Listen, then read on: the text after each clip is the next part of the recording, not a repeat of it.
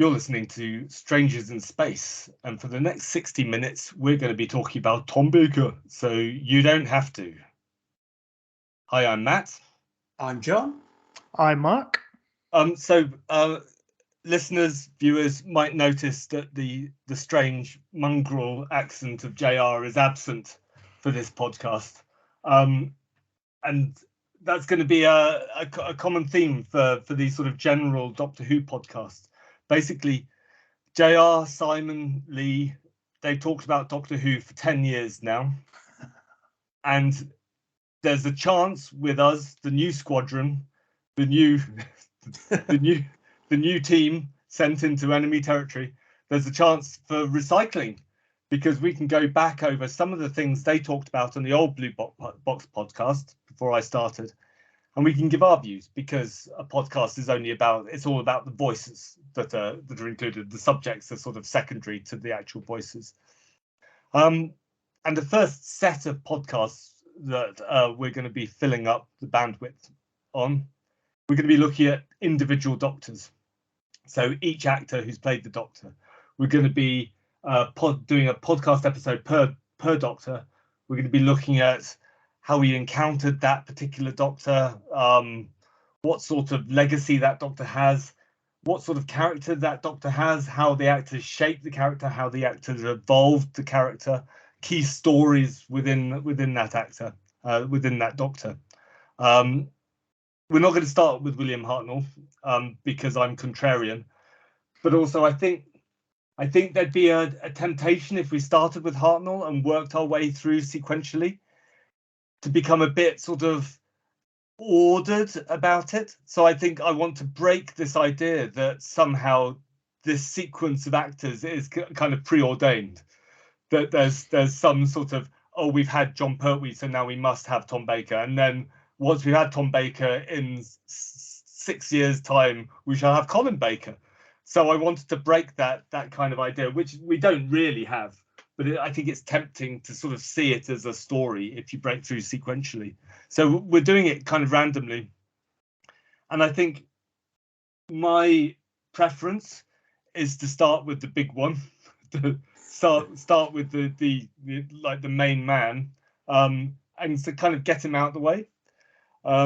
So to that end, we're going to start with Tom Baker. And my first question is, so we're a new team of podcasters, basically. I haven't really talked to both of you together about Doctor Who. I've talked to you slightly individually. Mark, I've talked to you about Czech cinema, which hasn't been about Doctor Who. Jon, I've talked to you about Legend of the Sea Devils. Indeed. But not about classic Doctor Who yet. I've got a feeling that we're slightly culturally generationally different. For instance, I'm now 44. Mark, I know you're significant or slightly younger than that. Jon, I think you're probably in your 60s to 70s. 80s. Right now. 80s. 80s, yeah. So I think we've all got a slightly different experience of classic Doctor Who. So the first question is, how did we encounter Tom Baker's Doctor? What was the first taste of Tom Baker? Have we encountered Tom Baker's Doctor? I'm assuming we have watched some of Tom Baker. So I'll start with the baby of the group, Mark. So how did you see Tom Baker? I'm assuming you weren't. I don't think you were conscious when he was actually the Doctor. Is that fair? No. I'm barely conscious now. So it's funny because you sent these sort of questions in advance. I was thinking about this earlier on today. How did I first encounter Tom Baker? And I think I've narrowed it down to the 1992 repeat of Genesis of the Daleks on BBC Two on a Friday night. So that would have been the first. But the reason it took me so long to narrow it down was because I remember seeing the Sea Devils for the first time, which was the previous story in that kind of repeat run. I distinctly remember watching The Mind Dropper, and Patrick Troughton and Jon Pertwee. But with Tom, it's weird. Like the thing that I remember most, my child's mind, is the opening to Genesis of the Daleks, that kind of, horrific sort of gas masks and trench warfare stuff. I don't remember Tom. It's very strange. But that would have been the first story that I would have seen him in. Presumably, your slight difficulty remembering is the fact that people were buying you rum in the pub, as I saw on Twitter. Possibly, yes. No, I thought I'd get into the sort of Tom Baker mindset and just spend the afternoon getting the colony bladdered in the pub. Yeah, exactly. I mean, I've got a book about the colony rooms right here as well. So I know, and I saw that. I saw that on Twitter as well, and I am absolutely going to buy that. That is right up my street. Oddly, the repeats. Oddly, there's a lot of Pertwee because it struck me. I think they tried it twice to basically repeat all of Colour Doctor Who, and they always started with Spared from Space, and then they lost the will to live somewhere halfway through the Silurians, and then just stopped. So then they quite often never quite got to Tom Baker. So that's possibly a reason. But I remember the Genesis of the Daleks repeat. I remember it enough to know that I didn't watch it because I'd seen it so many times. Yeah. John, what about you? You must do. Okay, so before John, Mark, when were you born? So just to get a sense of. I was born in 1985. When 18 months was too long to wait. I was born in that kind of little middle bit. So Mark, you barely, if at all, remember Doctor Who being on. Yeah, I don't. So I thought I was. I thought I sort of missed Battlefield when it first came out. But in later years, I've kind of come to realize that it was probably actually the sort of repeat on BBC Two that I was actually remembering, not the original broadcast of Battlefield. So you're actually a Miracle fan. You're one of this generation of fans. Sorry, John, we will get to you. But Mark, this is interesting. Mark is a Miracle. This strange generation of fans who can't really remember being on television. Wilderness years fans. Yes, exactly. Yeah. Wow. That's weird. And John, if you don't mind me asking, what were you born post-war? Yeah, barely. If you count war as when John Pertwee was a doctor, I sneak in right at the end of his tenure. As I thought, this is a different generation. So you are the JR generation that you were born. I'm slightly behind it because I don't remember much of Tom. My mum tells me I was watching Doctor Who from a very early age, but I cannot remember anything bar a couple of fragmentary things from, I think, City of Death and maybe Nightmare of Eden, Horns of Nimon. Right. But the first Tom Baker I can remember, so let's say story turned me to a fan, and we'll come to it later, was the Gopolis, because it's just come to this, and you're kind of aware that Tom Baker's leaving. This is a big thing, so it's kind of that big impact of this guy's leaving, and he's been the Doctor forever. So it's almost a TV event, even though, if I remember right, the ratings weren't that good for that season. So that's where I kind of met him, and after that, it's mostly the Genesis LP and the Pescatons and the Target books, and then on to, I think, a Genesis omnibus repeat in the early 80s. And then after that, it's probably just picking up the VHSs as they came out and, filling the holes in the collection. So depressingly, having joked about your age, that's almost, you are actually more than JR and Simon, actually, you are my cultural generation, because like Mark, for years, I thought I could pinpoint my first memory of everything, of my entire life, because I remember the cliffhanger in City of Death where Scaroth takes his mask off, and I remember that really clearly, and I assumed that City of Death was never repeated. It was.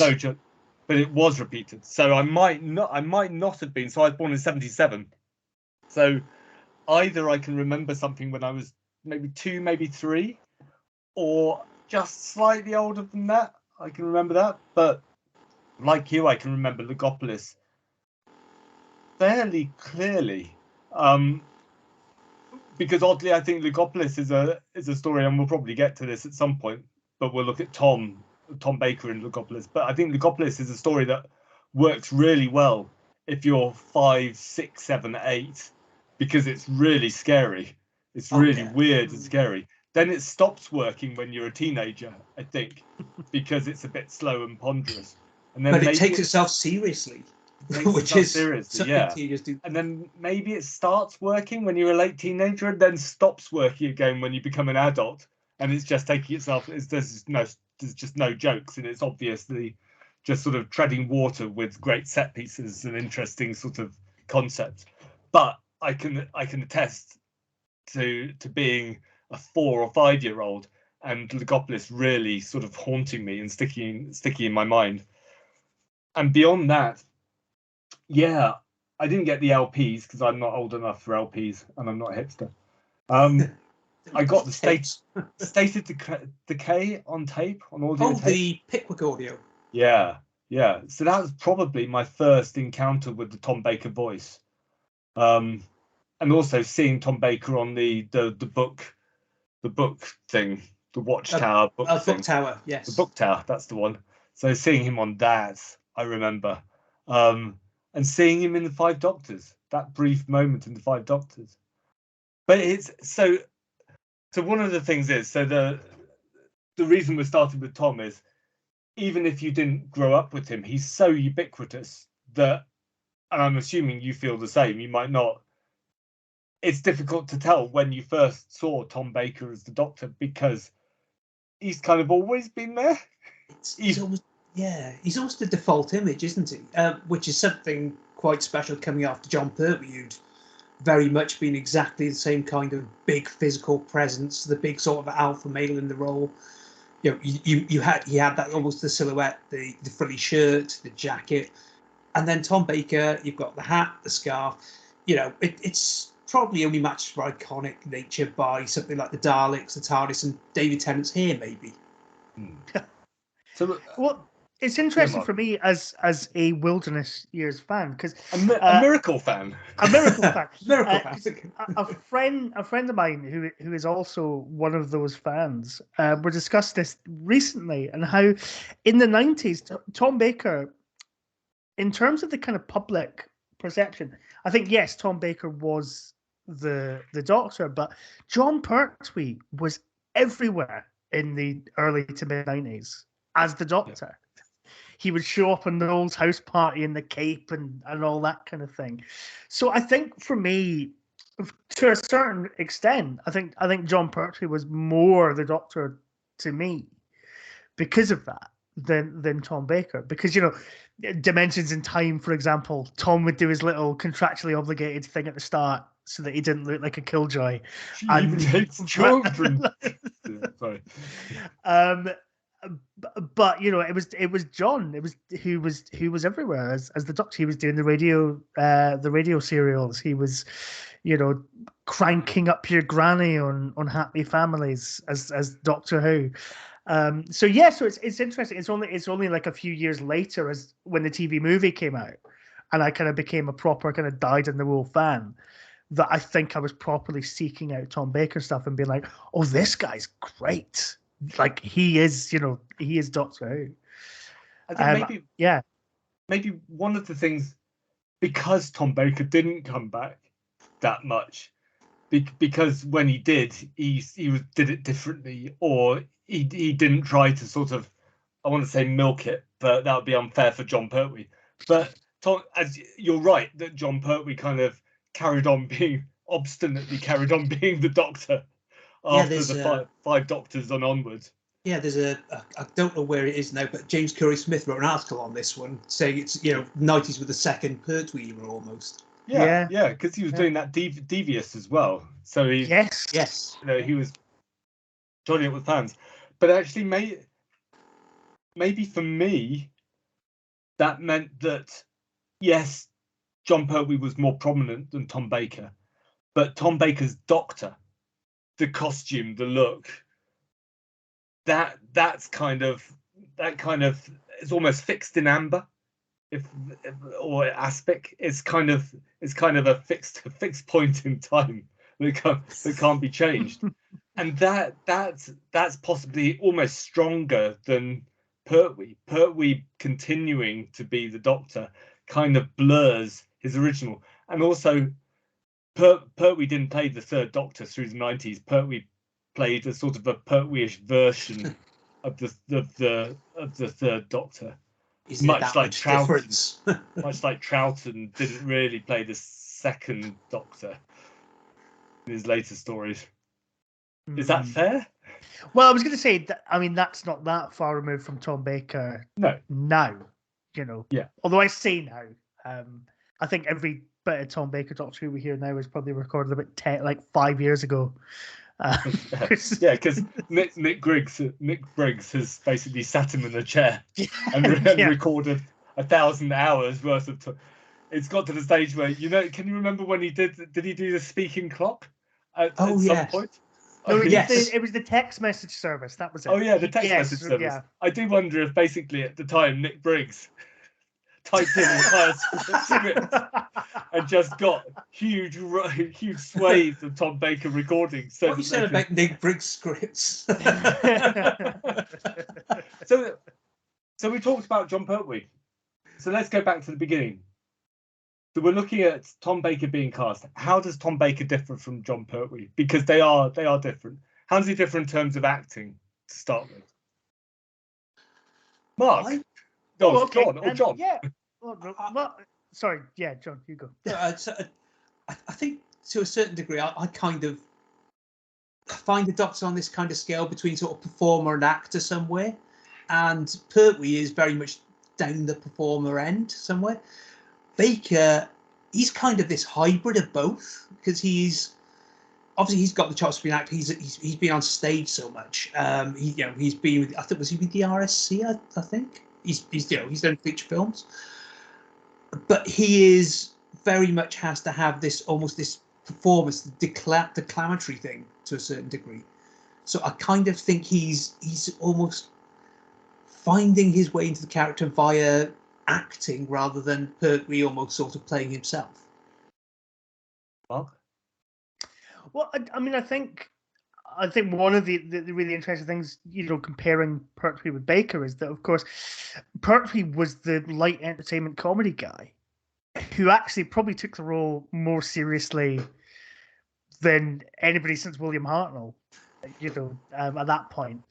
And Tom is this actor who'd had a couple of film roles, had done stage work, had shown up in a Sid James sitcom, and he does, as the kind of series begins, he does take it incredibly seriously, and I think he always does. I think a lot of the talk about how difficult Tom was to work with, I think, is that same thing that Hartnell had, which was that he was the one who was around the longest. He was the one that felt that he was the show, and he wanted the show to be this particular way that he kind of envisioned for it, and a lot of other people kind of didn't go along with that, for good or ill, and I'm sure that's something we can kind of discuss. But yeah, it is a really interesting thing because I think Tom Baker's first series is more like Pertwee's first series before he gets cuddly. So Tom doesn't quite get sort of cuddly and affectionate in the way that Pertwee kind of gets. He kind of instead gets kind of more and more outlandish. And I think that's quite an interesting comparison as well, because you would kind of expect an actor who's kind of known for comedy and voices like Pertwee, to kind of go down that Tom Baker route, but he kind of doesn't. So yeah, I think that's my kind of sort of version of kind of the comparison between Tom and John. So for full disclosure, I completely dropped out of Skype at that point, so I've heard most of what Mark says.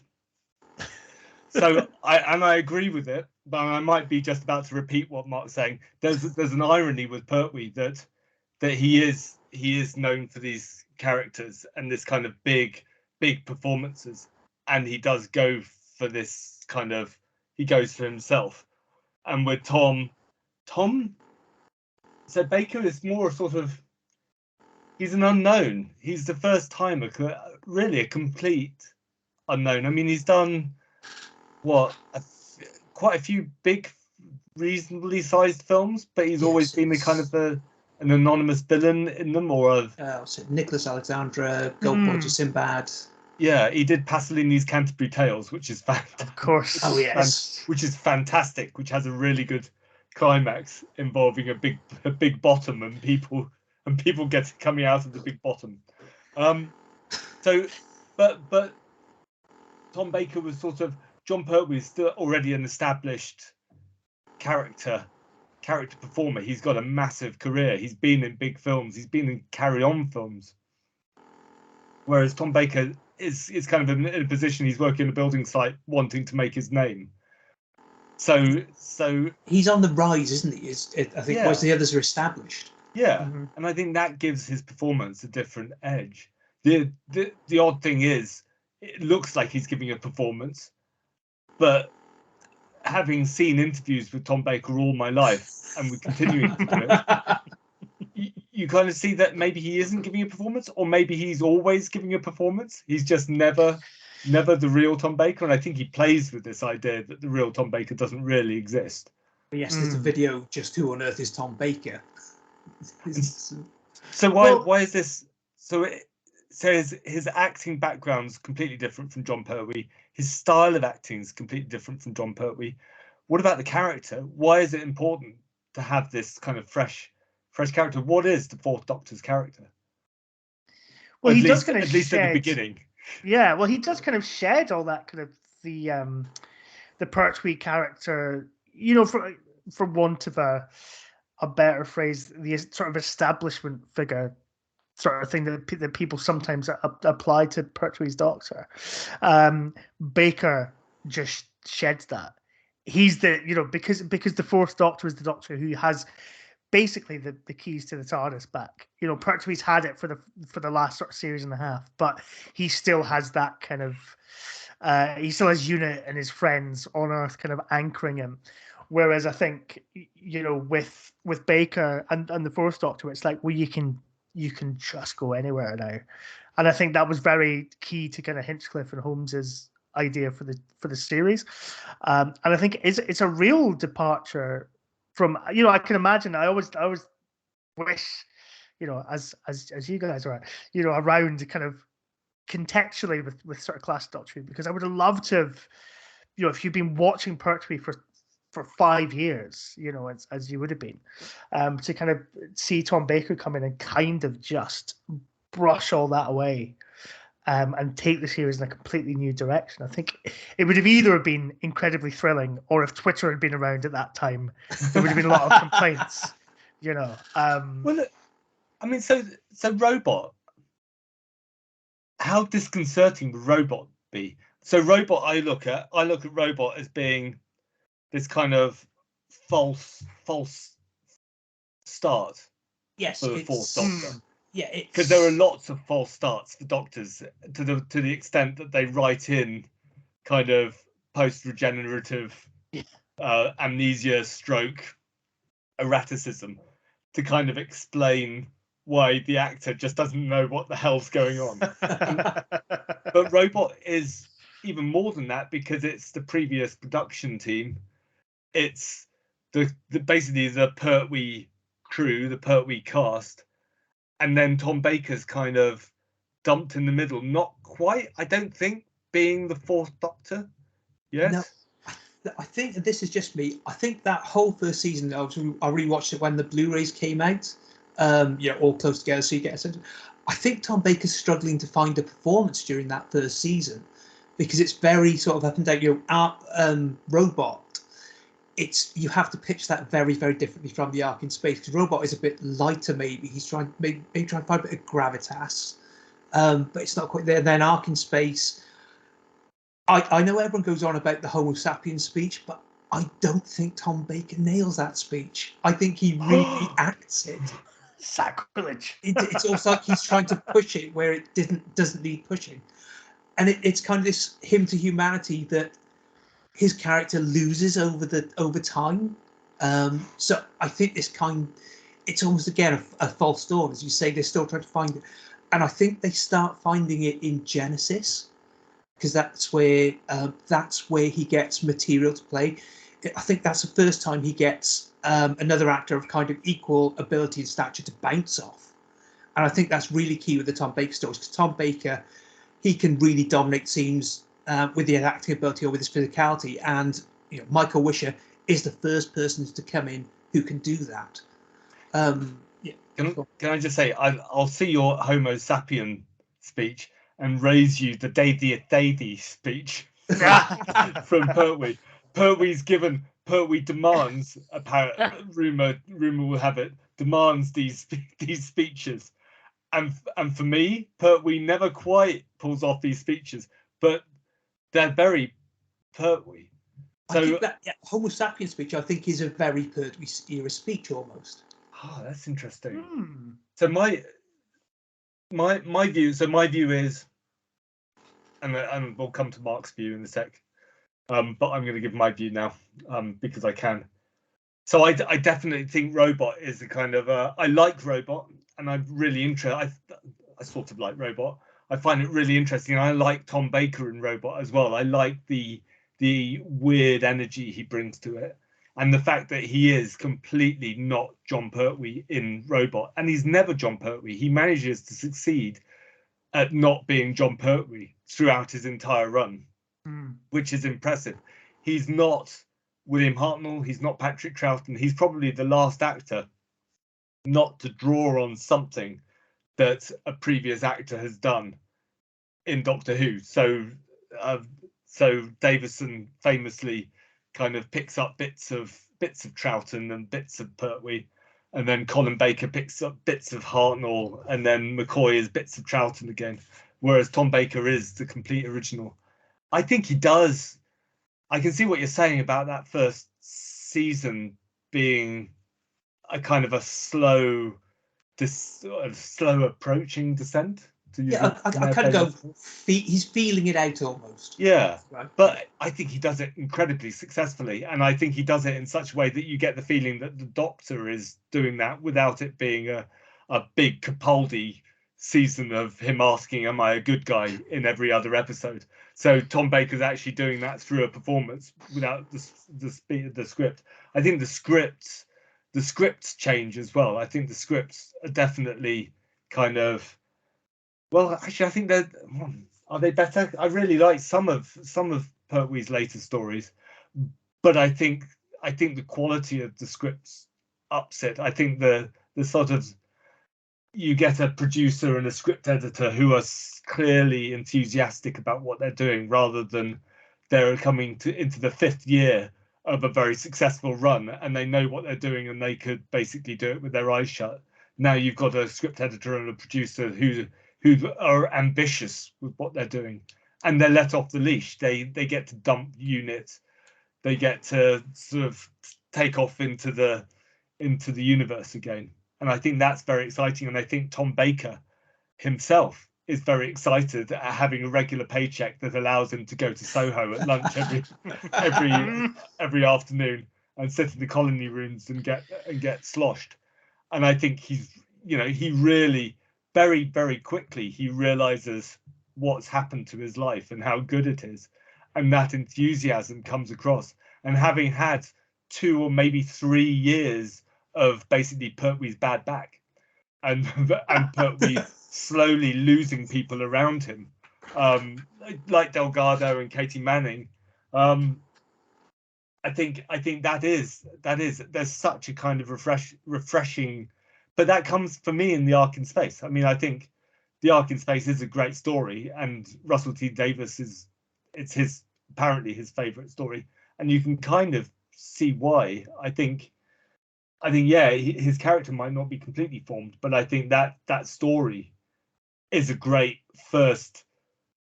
So it's not the first Tom Baker story, but I think it's the first 4th Doctor story properly. It's kind of a statement of intent from the production team, isn't it? Everyone pulling in the same direction. Mark, do you agree with any of that? No, of course I do.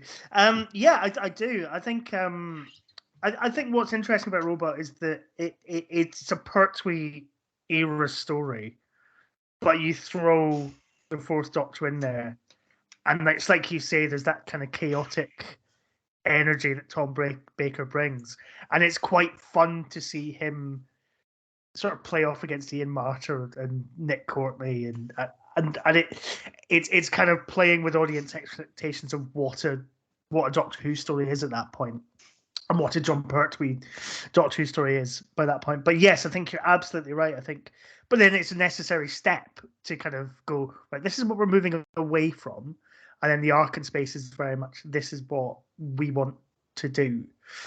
A new production team. Yeah, Robot's like a buffer. Yes, Kind of yes. Because it could be very it could be very disconcerting. Sometimes you really want the change and try it. So Time in the Rani is a kind of a similar buffer between Trial of the Time Lords and the proper Cartmel era. And sometimes you just don't really want that buffer. You want the sudden change.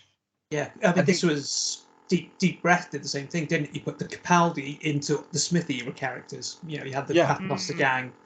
Yeah, so you ease the transition. I think where Robot is different is if it was a less in-your-face actor, a less distinctive actor, then there would have been a sort of a smooth, gentle transition. But actually, I think Tom Baker is such a force of nature, such a powerful personality, that I think this is something Mark was suggesting. It doesn't ease you into the Tom Baker era. It presents basically the destruction of the John Pertwee era, because unit in Robot, all the conventions in Robot, the whole sort of, you know, military base, scientific base idea, they're all kind of completely shattered by Tom Baker being in it. If it had been John Pertwee in Robot, he'd have been having like cups of tea down the club with Kettlewell or the lady that runs the Scientific Institute. He would have bluffed his way into the Scientific Institute. He would have been sat there in a conference and asking pertinent questions. He would have, you know, he'd have done all these things but Tom Baker's Doctor, but also Tom Baker, and I think the actor is a kind of a main impetus for this. He basically shatters all of those things. He breaks it. He kind of subverts them. He's like a spanner thrown into the sort of Barry Letts, Terrance Dicks machine, and it just kind of fractures it. And it is in the script. I mean, that's all in the script, and it is a really brave thing for Barry Letts and Terrance Dicks to kind of do, is to just say, actually, this was our era. We've got this actor. Let's just, you know, break it, basically, so that the Doctor can get away at the end and actually start the proper adventures. Well, it's. I think, you know, they were so great at sort of revitalizing Doctor Who at a point where it looked like it wasn't going to make it past the 7th series, you know. And I think they must have had that in mind as they're leaving it. It's like, you have to push things in a new direction. You have to kind of do different things with it. So yeah, I think that must have been in their mind when Dix is writing Robot and they're kind of casting Tom Baker, and it is kind of going, well, what's the next thing we can do? And obviously it goes on to become even more successful and beloved over the next few years. I mean, that's kind of my point 6 on my master plan of things to talk about in this podcast.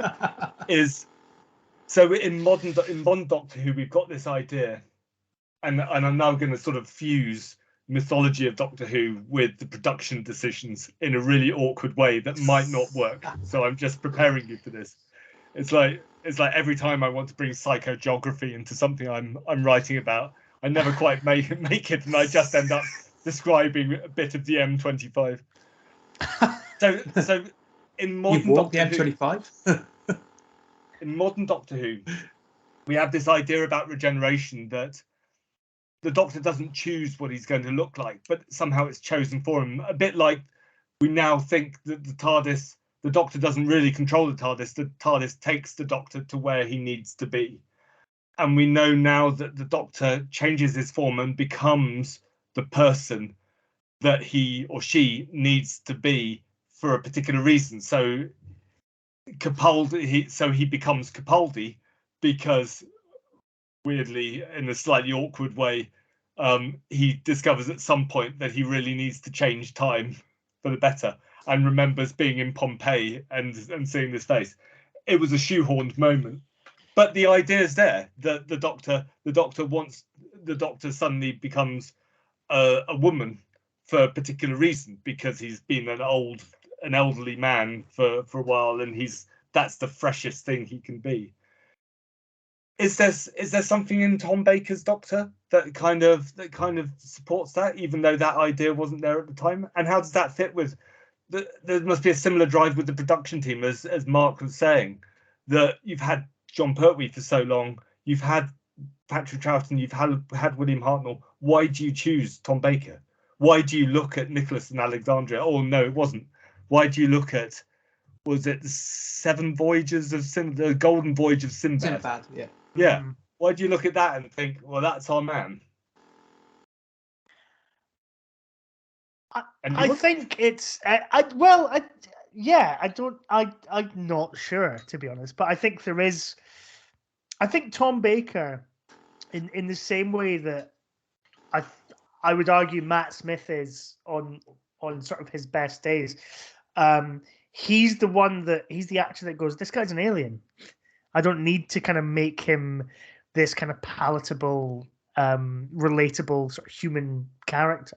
And Pertwee did a lot of that, certainly in his kind of first couple of years. You know, that heightened sort of alien morality that he's kind of looking down on everybody. Whereas I think with the 4th Doctor, and I don't know if it's just Baker's more bohemian outlook. You know, he's a guy, he's a sort of jobbing actor who's making ends meet on a building site. That's not what Jon Pertwee was when he was cast as Doctor Who. Is it that kind of element of it that they're going, oh, this, you know, he could bring something more freewheeling and more, you know, he's the gadabout Doctor, you know, because that's what you kind of need at that point. You want it to kind of be more, explore the universe and be more freewheeling, and he does kind of retain the elements of all those Doctors, but purely by accident and purely because you're watching. You know, if you've been watching Hartnell to Baker, you can pick things out because that's the character as written. But yeah, I think it's possibly Tom's own background that's kind of influenced the decision, because he's not a kind of like Troughton and Hart and Pertwee, not a known character actor. So let's do something wild and strange with this guy who's not very well known. Yeah, I think the good thing you picked up on, I think, with Pertwee and Baker is that they play it more alien. I think because we don't learn till the War Games, the Doctor is an alien. Up to then, he could have been a human, and that was in the original conception. So I think that's part of the fiction of the show was played into maybe the actor's decisions and maybe the production team's decisions on how to play the Doctor there. I think it's something we touched on earlier. To me, he's kind of an eternal student, you know, particularly in his later years. He runs around the universe having fun. Because this is, I think if it's the Doctor becoming who he needs to be, it's a Doctor who's equipped to go out into the universe again properly, to go and explore. You know, it's like, I suppose Pertwee was the Doctor who stayed at home largely. Tom Baker is I can go out there again and learn to live again. I mean, the 3rd Doctor was the one who had a car. Yeah. let's face it. The one who basically treated his TARDIS against his will as a laboratory rather than as a space-time ship. And yeah, I think we always talk about Patrick Troughton as the cosmic hobo, but really, I mean, that is a perfect description of Tom Baker's Doctor and Tom Baker himself. If we're led to understand, or if we're led to believe the interviews with him, he didn't have a fixed abode or an abode bracket, but it's not fixed. He was sleeping on people's sofas. He was like in pubs all the time. He was sort of anywhere that he could just make it back to Acton for the rehearsals and the BBC's television centre for the recording. and his costume as well. So let's talk about his costume, because Mark, you called him Bohemian. Tom Baker's a Bohemian style person, an actor. The Fourth Doctor's Bohemian, but the outfit is always referred to as this Bohemian outfit, to the point where actually I don't really understand what Bohemian means, and it's a bit like Gothic. That there's probably an article from Doctor Who magazine in the 1990s that usefully outlines what Bohemian actually means, and also what pleasant open face really means, other than being a horrific description of an accident. So yeah, the outfit. How does that differ from the Jon Pertwee outfit? Not obviously, not literally. How does it differ? But does that add to that kind of that sense of liberation, that sense of a character untethered from not just from the restrictions and the personality of Jon Pertwee, but from Earth as well? Yeah, well, Pertwee, I think, he's always trying to look elegant, isn't he? He's got the the trousers, got the nicely tailored velvet jackets, the free shirt. He's this exotic. Tom Baker, because he isn't quite there at the start, is he? It's sort of the jacket is short. It's when the jacket becomes longer. I think they based him on Toulouse-Lautrec, if I'm not mistaken. If we look better. And there's a painting which I've got somewhere of a guy with a long scarf and a big floppy hat. So yeah, they're trying to, and again, I think this is something. The Tom Baker, the Barry Letts Terrence 6, it pulls a lot of stories from the headlines, from the politics of the day. As anyone who's read that My Black Archive will know. Whereas. You just did what I normally do. That's not. I'm a shameless of Matt. What can I say? Whereas, Hinchcliffe and Holmes, it moves almost into taking film and literature straight away. So it's a big it's not only a tonal shift with the sort of the imagery, it's a tonal shift with the whole show almost of the creative sources. Yeah, and I guess the costume also is more suited for those kind of weird adventures, although in fact he changes his costume. This is not just with the coat, but this is what I always forget. If you look at him in The Deadly Assassin, in Talons of Weng-Chiang, which I read an article on, which I think Mark promoted. Were you promoting it on Twitter, or was it somebody else? Somebody said you have to read this article about Talons of Weng-Chiang, and then I felt very guilty having read it. Oh, there was a podcast I listened to recently. Yes. Yes. I felt horrible having listened to that. but putting that to one side, so Baker's outfit in Talons of Weng-Chiang is completely different. I mean, he kind of dresses for the occasion, to quote Eric Roth. and actually, I always forget how, because I grew up with the John Nathan Turner obsession with like costumes rather than clothes. Yes, he's different. Tom Baker's different in those first 5 or 6 series. He's different each time, almost each story. And that kind of works. And I suppose Jon Pertwee is as well. But Jon Pertwee's, the difference in what Jon Pertwee does is he's always in a kind of the variations of a frilled shirt, velvet, are less noticeable than, Deadly Assassin, where Tom Baker gradually kind of sheds. He basically does what Peter Davison does in Castrovalva. He kind of gets rid of his coat, gets rid of his scarf. Also, he can be on film in this kind of wildlife park, wearing a big puffy shirt and have his action adventure. But it works perfectly, I think. Yeah, definitely. I mean, I think because I was thinking, like Baker's. I do wonder if that's kind of where the John Nathan Turner obsession with costume kind of came from, because I think more than any other Doctor, that it's a very distinctive silhouette. But you're absolutely right. It's still that Pertwee thing of the clothes change, you know. And yes, Pertwee's got a different color of jacket, or a spacesuit or a life jacket or whatever he needs to sort of achieve his sort of action sequence. And Baker's kind of the same. As it's tonal shifts and things like that. But when John Nathan Turner comes in, it's just like, right, we need that definable silhouette, you know. And actually, he doesn't go for silhouettes. He goes for, you know, because Davison, you wouldn't necessarily recognize as the Doctor if it was just a silhouette. Everything's visual. Everything's has to be like, this is what the Fifth Doctor looks like. This is what the Sixth Doctor looks like. It's etc. etc. I mean, at the risk of defaming John Nathan Turner, it does feel like a superficial approach to the look of Doctor Who.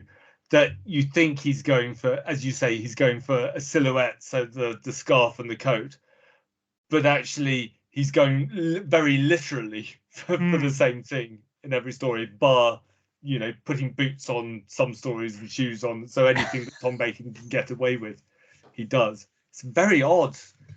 I mean, it's kind of making a brand taken to the ultimate extreme. It seems it's like you've got a logo, and the costumes have to be the same as the logo. There has to be a consistency in the costumes. There has to be a consistency in this, consistency in that, and you end up with something slightly bland, slightly kind of that loses the reality. There's something real about this character who goes from story to story and maybe dresses slightly different for each story, but somehow manages to fail. So Tom Baker, the Fourth Doctor, pretends to be dressed as a Victorian gentleman in Talons of Weng-Chiang, but gets it hugely wrong. I mean, he's always getting it wrong. He's not quite right. He's always looking slightly out of place everywhere he's going. So his bowler hat and I'd say he just makes everyone else look out of place just because he owns it so much.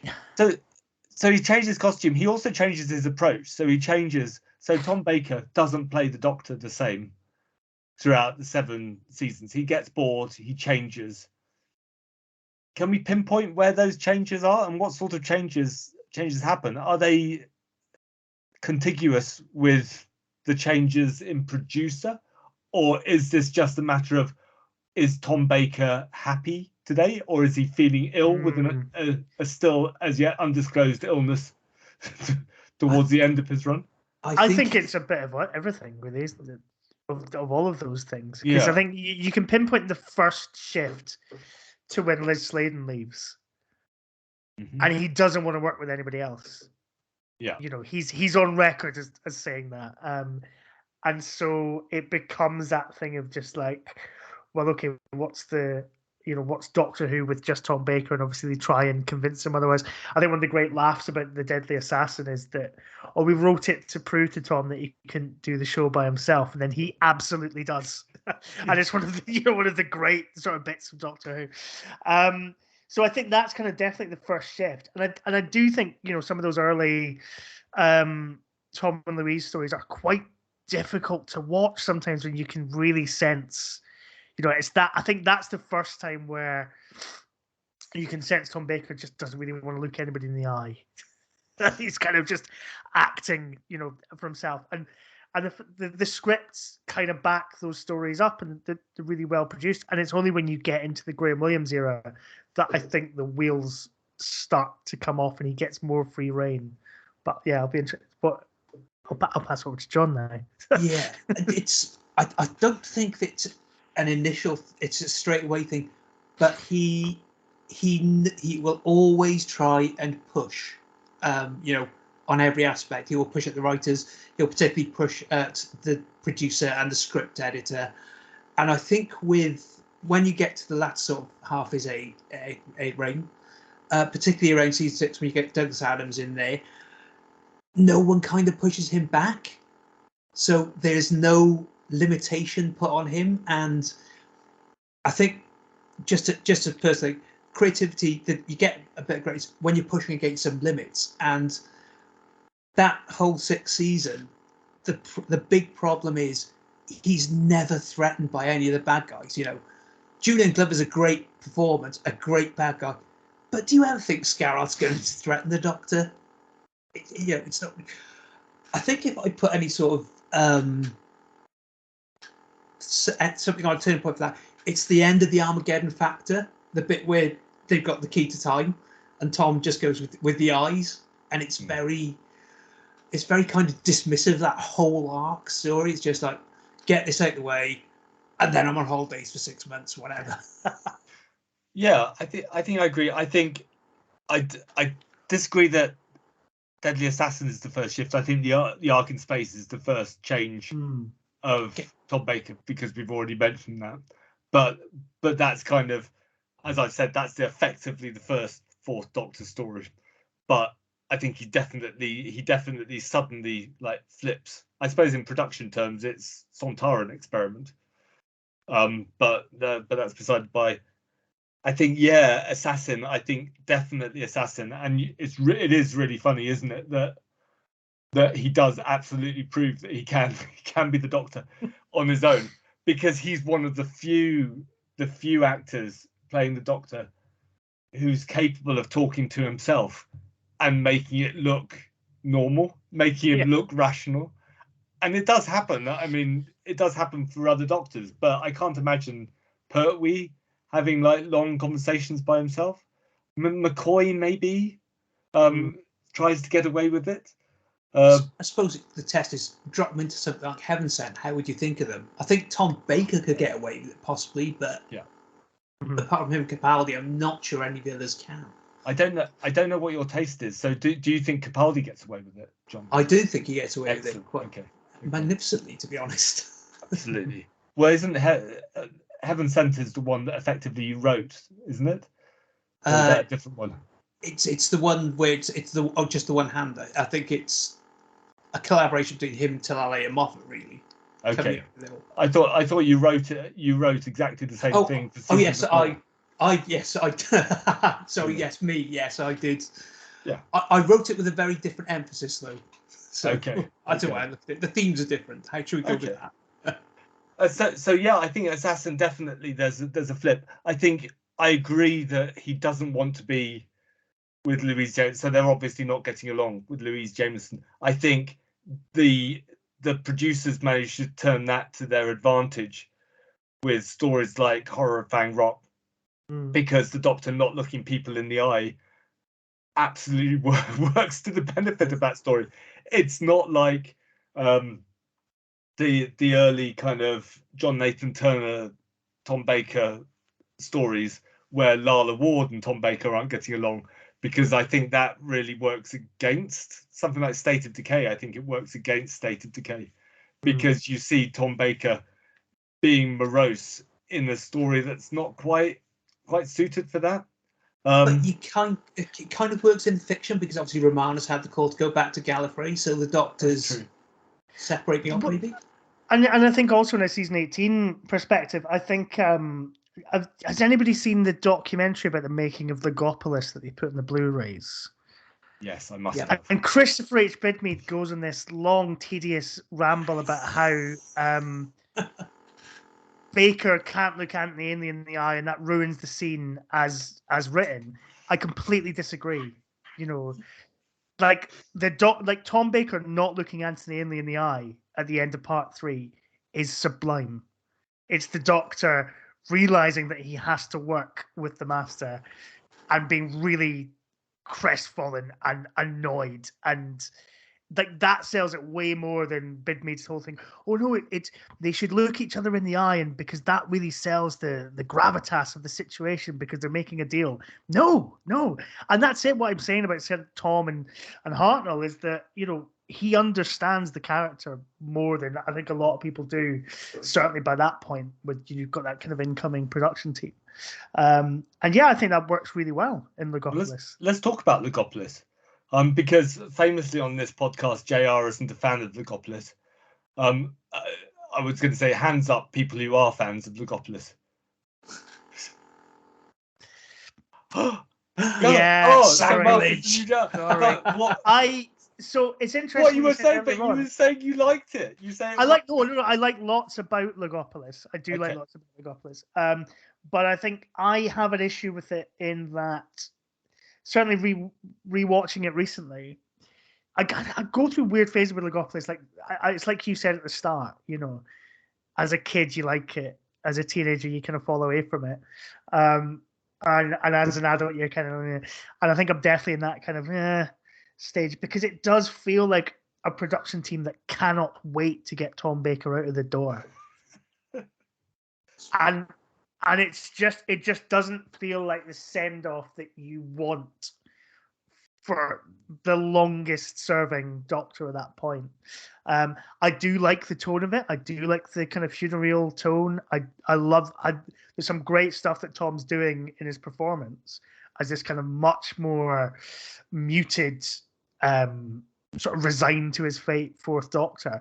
But I just don't think this story fits the occasion really overall. So the story, I think I agree that the story is basically to coin the phrase bobbins, and I've never used that phrase before, but it's completely ridiculous.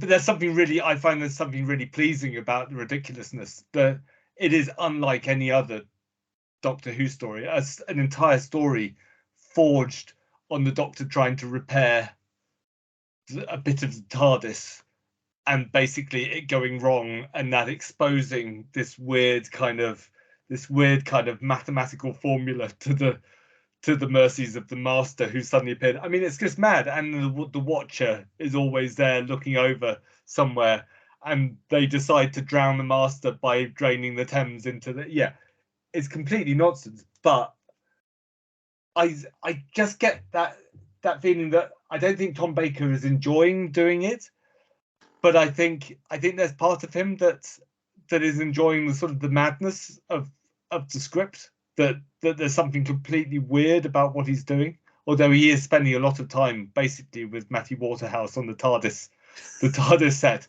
just him and Matthew Waterhouse. But see, and I guess that might be got weird. Yeah, that's where Adric works for me. He is so much better as this foil for the Fourth Doctor. He's kind of the Padawan, if you want, the apprentice. Yeah. And there's a really nice dynamic there. But I don't think often Tom is interested in playing that dynamic. He is, for better or worse, Tom Baker does play largely for himself as an actor, as the Doctor. He's not sort of being generous. He has to be, you have to fight him for your screen time. Yeah. And I think that's what's really interesting about Logopolis, is that for me, Logopolis is all about, it's about the direction. Peter Grimwade is playing into the occasion. It's probably the first Doctor Who story with that kind of sense of the show's history on it. At 18 years, that this guy's leaving. And Tom's performance is what makes it, because you've got the meeting with the Doctor and the Watcher earlier, and it's set up as something ominous, and you kind of, once you know at the end who the Watcher is, with that wonderfully ADR'd line, subtly, you can kind of go back and rewatch it as kind of a Doctor who's almost, he knows he's going to die. It's his last moments. And that's kind of handy, isn't it? Because Tom Baker is playing it like he knows it's his last story. Yes. And you get the feeling that he'd have played it like that even if there hadn't have been an in-story reason for him playing Absolutely. It like he knows he's about to die.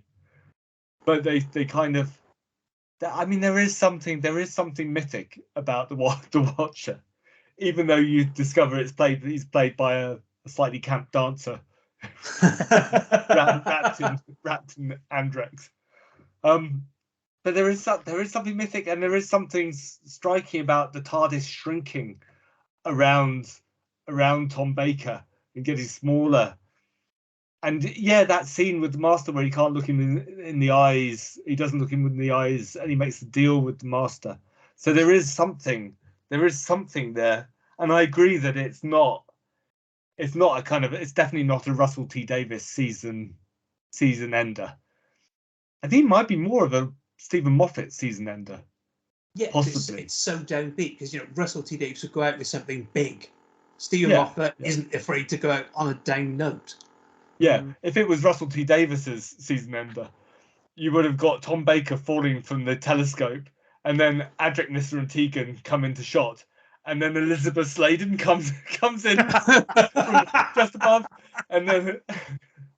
Well, that was the original intention. Louise Jameson pops up her head from somewhere else, and Ian Martin's Romanus comes along with a Farrell, and they all just go, "Doctor, oh, Doctor," and that would have been Kate has to get the big moment with him, surely. And Russell T Davies would have basically earmarked 10 minutes for the retrospective scenes, whereas if it was Stephen Moffat would have got Tom Baker standing up, having fallen off the space telescope, and having 3 adventures after that, just to kind of wind down the character, whilst Stephen Moffat looks for his replacement. So, but I think it is unlike any other story. I think that makes it, for me, quite a memorable end for Tom Baker, if not an appropriate end for Tom Baker. I don't know. Is that a fair thing for me to think? I think maybe if you're talking about it, if we're doing it these days, yes, you go on something, but then how it's an adventure where half the universe gets wiped out. It's got ambition. It's got ambition on scale on a shoestring. So yeah, the more we're talking about Logopolis, actually, the less I'm liking it again. And thinking about it, I do always watch the first episode of Logopolis and think, oh, this is great. This is really good. And I don't often go beyond the first episode, possibly. So what's his legacy? So Tom Baker, this is the final thing on my list to talk about. So let's talk about what he does in Doctor Who after he stops being Doctor Who. And we've already mentioned a few of them. We've mentioned his She Even Hates Children cameo in Dimensions in Time. What about Five Doctors? Is his role in the Five Doctors appropriate for Tom Baker? It's necessity, isn't it? With the Five Doctors, it's just what can we do to get Tom Baker in here when he doesn't want to actually be in Doctor Who? He's only just left. I would say they did the best they could by him. It's like Tom Baker, big grin to see him again a couple of times, and that's it. But Tom Baker basically just goes on to become Tom Baker. Tom Baker in quotation marks. Yeah. Even when he does Sherlock Holmes, he's playing Tom Baker. It's yeah. Tom Baker never quite recovers from Doctor Who, I think, and actually, maybe he hadn't recovered from Doctor Who before he even started Doctor Who. Maybe he was always destined to be the voice of the text to speech translation thing and Little Britain. But what about so he's got a kind of an Eccleston approach to his character, that he really shouldn't be paired with other Doctors, or if he is, it should be somehow separated, like Dimensions in Time, or somehow distinct, like the Curator. Or if he's on stage with other actors who play the Doctor, his chair should be a meter apart from the rest of them, and he should be looking in a different direction. I remember seeing him at the 50th convention. I think it was the only day he did. I think it was the actual anniversary day. Yes. And you've got Peter Davis and Colin Baker, Sylvester McCoy all sat on the sofas. And then Tom comes out and just perches on the end of and partly because he's got a stick and maybe he's got something wrong, but it's definitely just like, no, I'm going to just position myself slightly higher than everybody else. and that draw everybody's attention onto it. And that's a joke these days, isn't it? It's got to be a kind of like a Five-ish Doctors joke, even though he didn't take part in the Five-ish Doctors. But it's not really maintaining his legacy anymore. It's just he must be aware that he's seen as being the kind of the sort of slightly standoffish Doctor. He's now the Doctor the actor who didn't take part in the Five Doctors. He has this need to be complete centre stage, which I think is there in Pertwee to an extent as well. But which is why his memoir, his autobiography, works so brilliantly. Because I think he's playing a character all through that almost as well. Mm-hmm. And obviously he's an author as well, because it was The Boy Who Kicked Pigs. I don't know if either of you read that one. Yes, yeah. Yeah, it's like Roald Dahl, but even more vicious. Because I remember when the autobiography came out. That was when I met. That was when I met Tom Baker. That was. Yeah. I spelled my name wrong. That was the. So is that Mark with a yeah? He went, is that Mark with a C? And I went, yes. I mean, no, sorry. It's with a K. Because I was so overawed by being in the presence of Tom Baker. But I remember Liz Sladen. There was an interview in Doctor Who magazine, I think it was, and Liz Sladen they asked her, have you read Tom's autobiography? And she's like, yes, I have. It's very entertaining. I'm not entirely sure I still know who the real Tom Baker is, though. Yes. And he knows that as well. Like, he absolutely knows, what he's doing. I've met Tom Baker a couple of times just to drop those. And I imagine John has as well. Has John met three times? Yeah. So I've met Tom Baker twice. So at the moment we're on. Is it just the one for you, Mark? Yeah. I mean, I've seen him from afar a couple of times, but yes, I've only actually met him once. Yeah. Is that when you were in his garden? Yes. Yeah. Right at the bottom of his garden. Yeah. What about the curator? Wrapped in anthrax. So the curator. So we've got to talk about, and this is probably the curator and Big Finish are the two things that Tom Baker has come back to in Doctor Who. Oh, maybe in fact, Tom Baker can't stay away from Doctor Who now. He got past the age of maybe 75, and basically he just started doing all Doctor Who. But what about the curator? How did you feel about the curator in Day of the Doctor? It was amazing. I saw Day of the Doctor in a crowded. It was bizarre. It was the pub next door to the 50th convention. Jeremy Bentham had hired it out. So It was basically just full of Doctor Who fans watching it live. And it was as somebody who's not into football, it was the closest I think I've come to, watching a World Cup game. It was when Tom Baker's voice comes in, the whole place erupted to the point that you couldn't hear the first line of dialogue. I just thought it was such a beautiful touch, really. That kind of bringing together of the kind of the past and the future. Really, it's he is a future version of the Doctor that looks a bit like Tom Baker does now.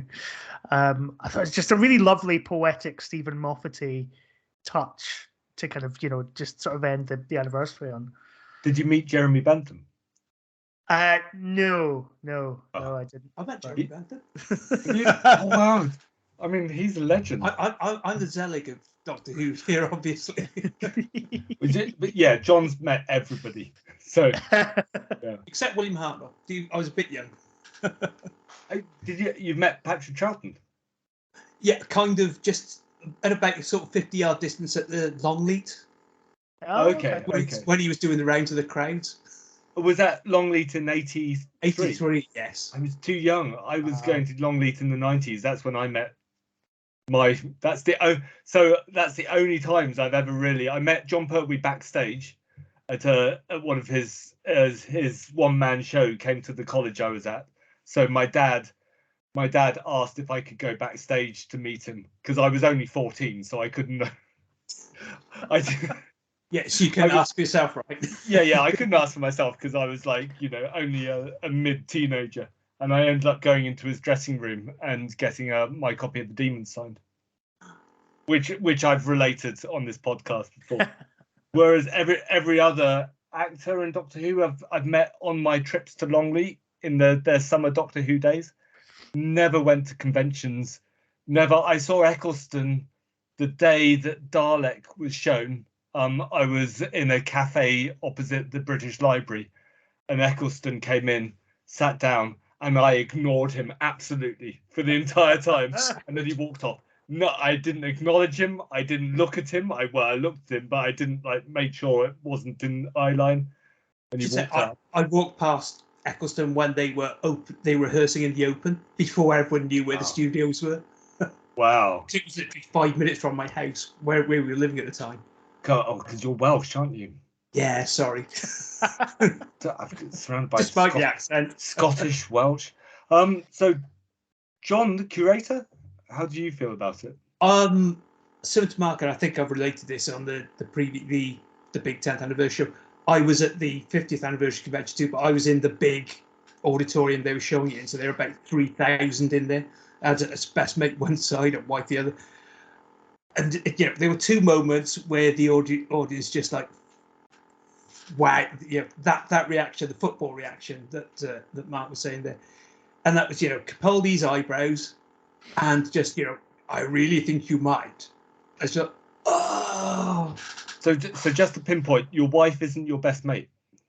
That's interesting. Just so we've got that. Not in that way. We've got that on the podcast. Do you like your wife, or is this Are you admitting something now? Because JR doesn't edit these things. We can't cut out.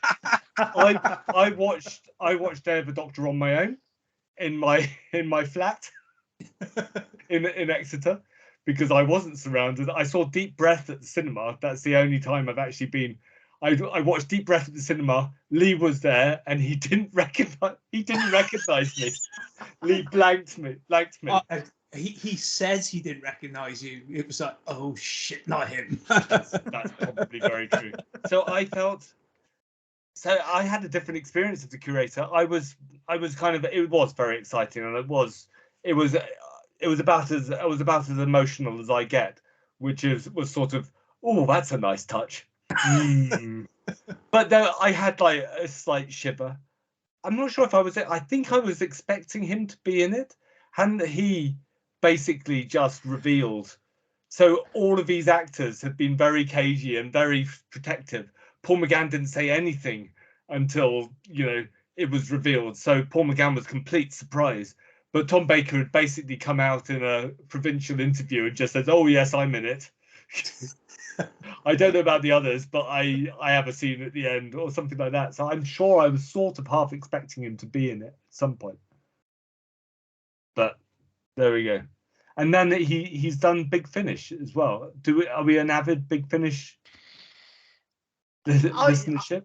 I was for a while. I did listen to his first couple of series, and it's that thing of like it's Tom Baker being Tom Baker. It's not quite as untethered as the kind of Nest Cottage stuff that he did for the BBC audiobooks. Yeah. There was definitely a kind of, I think Nick Briggs was very much sort of trying to keep him on a kind of a tighter leash. But it's not quite the Fourth Doctor. But then it's the same with all these Big Finish plays. They don't quite capture because everybody's older. Everybody's audibly older.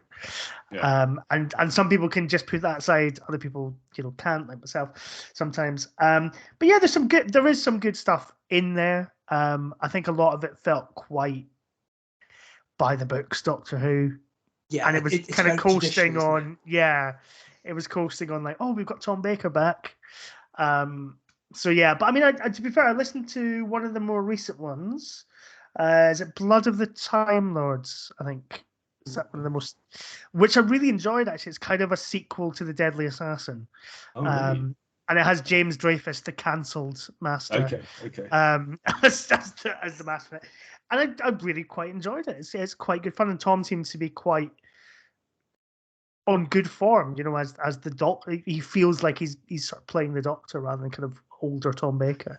But that was probably recorded about 5 years ago, so God knows. But I mean, the impression he was chained to a desk. The impression I got, because I listened to a few of the Philip Hinchcliffe Presents ones, sure, which were quite early on, and the impression I got was it was kind of nice, but it felt a bit like what Philip Hinchcliffe would imagine progressing onto. So it felt a bit like actually Ghost of End Space and Missing Stories, Paradise of Death, or Missing Stories, that they're kind of trying to do 70s-ish stories, but a lot of what's great about those is nostalgia that sort of kind of brews over 2 decades, and without that nostalgia, it's just not quite there. So Invisible Enemy, if Invisible Enemy had just materialized here without the kind of weight of, I mean, I'm not a big fan of Invisible Enemy, but if it had just materialized here without a weight of nostalgia behind it, it would be almost unwatchable. I think. And that's kind of what I feel a bit like Big Finish, that they're kind of maybe they're putting these stories out, and maybe if they're sort of left to rest for 2 decades, maybe people will look back on them and think, oh, Sword of Orion, that's such a good, and it has been a couple of decades actually since the first few. So yeah, that's 25 years now, Big Finish.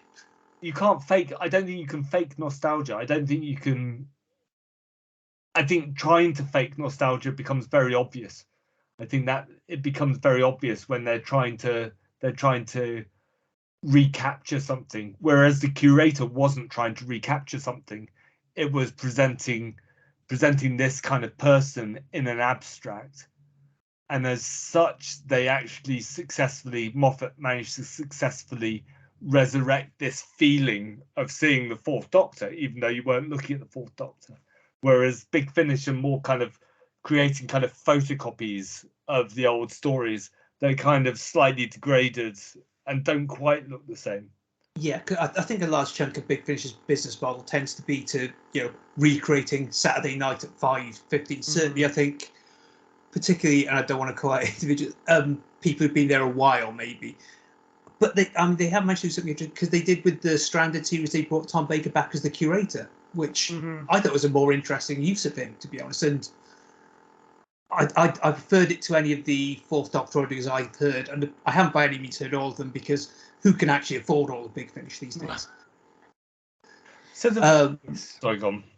But yes, yeah, and I kind of I tune out unless there's something interesting to be done, and there are certain stories which do that, but I don't think I've heard any Tom Baker stories which are, which push the envelope, which push Tom or anything, which reveal more facets to his performance. Yeah, I as well can't afford to listen to all of Big Finish, so I have to sort of dip my wick in occasionally. So there's a final question to sum up this rambling kind of survey of Tom Baker. Tom Baker has always been seen as being the kind of iconic Doctor who's been at the forefront of people's minds. The image of his Doctor, the scarf, that kind of look. If you see a parody of Doctor Who, you see Tom Baker in it. If you're watching Toast of London, you see the Fourth Doctor in the Colony Room. So he's still this cultural touchstone. Do you think he's still, and I've said he is still, but do you think he's still this kind of, do you think he still represents Doctor Who, or has he been usurped by Tennant or Matt Smith or Capaldi or Jodie Whittaker? I think Tennant would be the closest one, purely in terms of popularity, because Doctor Who became, what was it? It was the second most watched program in the year at one point. It was the first time I think it ever won the most watched program on television. So I'd say yes. And I think this is naturally happened with time, because if you're old enough to remember Tom Baker, you're pushing 50 at best. Oh Jesus! Just to remind you of your own mortality, there, Matt. Oh, yeah. I mean, Tom. The weird thing for me is, it's kind of I think like Matt, I was at my Doctor Who's kind of the 80s Doctor Who and into the 90s, and I've always kind of pushed against Tom Baker and Jon Pertwee, because this was the stuff we were told was the absolute golden era. It's never going to be matched. The 80s no 80s story can hold a counter apart from Androzani maybe. So, but it's kind of, you come back to it when the kind of Vanish disputes settled, and you go, no, this guy was genuinely about as watchable as TV gets. It was maybe not a brilliant performance in terms of the acting itself, but my God, you would watch almost anything with Tom Baker on for me. Mark? Yeah, I think it is one of those things, and I think as John's saying, is as generations pass and sort of generations of Doctor Who fans, which is such a weird concept, but it is true because it's been around for so long. You could see Tom Baker fading, but I don't think you. I think the minute that you get into Doctor Who, be it with David Tennant, who is the millennial Tom Baker, let's not beat around the bush, You do go back and watch that stuff, and he's just so magnetic that I don't think he's ever really gonna. He is an iconic Doctor, and I think he always kind of will be. But when people come to that kind of era, especially those kind of first 3 or 4 series of hits, I think are just tremendous. Yeah, and I think I agree, but I think his legacy is a memory one, because obviously we've got the DVDs and Blu-rays, but with Tennant and the modern series Doctors, their stories are instantly. I mean, the old stories are on BritBox, but Tennant, if you're a fan of Jodie Whittaker, then and you joined with Jodie Whittaker, then I would assume that you'd be very tempted to go back to Eccleston and start your rewatch from Eccleston. So that kind of reboot is a kind of a reboot of where people go back to. They probably wouldn't go further unless they get very obsessed, and then they'd have to hunt it out, I think. So I think for a certain generation, I think definitely he's still got this kind of imprint, this kind of nostalgic imprint, this silhouette. More than just his costume, his personality has this silhouette. So yeah, but maybe Tennant has at least rivaled him in terms of, although Tennant's performance is less showy, it's less. Is it? We'll come to this. Yeah, Okay. we'll save that for the. Yeah, we'll cover Tennant. So that was Tom Baker. We've squeezed Tom Baker and rinsed as much. I don't know where I'm going with this, but carry on. Rinsed as much views as we can out of him. I don't know what we'll do next time. I think we'll probably oscillate for a while between so-called classic Doctors and new series Doctors. I think we'll leave Jodie Whittaker until we've actually seen all of Jodie Whittaker, because we'll have the opportunity to have seen all of Jodie Whittaker whenever that is, in November. So that would be a good time to do her, so to speak. So we'll do a new series Doctor next time. But until then, I was Matt. I was John. I was going to do it, Tom Baker. I was Mark. Hello. Well, you did it in a Scottish accent. I know, that was the thing. I ruined it. Sorry. Anyway, I was Mark. And we'll speak again soon.